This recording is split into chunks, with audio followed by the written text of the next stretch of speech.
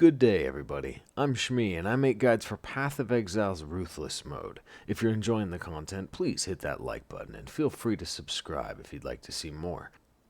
Today I'm back to show you how MakeItRain has been absolutely crushing maps ever since he got in. At the very start, it took me just a little while to get my resistances settled, but I quickly got a decent set of starting the endgame gear going, and it started to go very quickly. But everything ended up coming down to two huge drops that I ended up getting. The first was when I had this blighted arena map drop for me. I have no idea why, but it was just calling me out to run it. I mean, it's a tier 1 blighted map, who cares? But I did, and now I know why.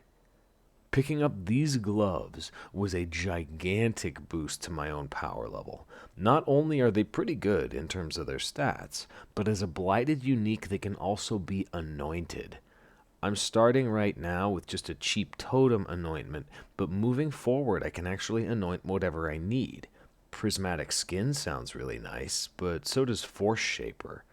And there are even anointments that are unique to Blight, so I have to wait until I can figure it out. The build already has great damage, even just running on 4 links and mediocre gear.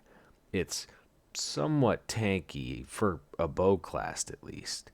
But I wasn't sure whether I was being pushed hard into damage or tankiness until I got this. This amulet is absolutely insane with this build. It works with perfect agony, and effectively it triples my chance to crit, even though my rolls on it were absolute garbage. With Ungol's Harmony, the damage has been blown off the chart to the point where now I'm going to make a decision that you would only make in Ruthless. My damage is good enough.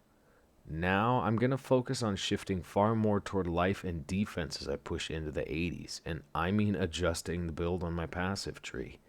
In Standard League, you'd never have to consider it, because you always know what you're pushing for in terms of your best in slot drops and the ideally calculated build on Path of Building, and you know that you can always get them. I was disgustingly lucky just to get the Blight gloves, and now with this amulet drop, it feels like Ruthless mode is daring me to overextend. If I build like I would in Standard League, I'm going to end up paying for it. In Ruthless, you have to stay flexible. Sure, there are some builds that have best in choice pretty much no matter what into the 80s, but for most builds, you're going to have to spend an entire season farming to be able to collect a full best in slot setup in Ruthless. This is why most of my builds and my build guides end around level 70, just long enough to finish the campaign. Standard League gives you so much that you can take for granted the fact that you'll get everything best in slot quickly. Ruthless League forces you to adapt your character to what you get even during the endgame. And we're also hitting the hard's not exactly right, but the rough part of the Ruthless endgame. Experience gain gets so slow in the late 70s that the game shifts into a grind where if you can't run every single map deathless, you will make no progress whatsoever. So for now, I'm hitting maps hard, I'm playing as paranoid as I can, and I'm going to be focusing my development on defense. At the very least until I can decently overcap my resistances. Thank you all for watching, and until next time, take care, Exiles.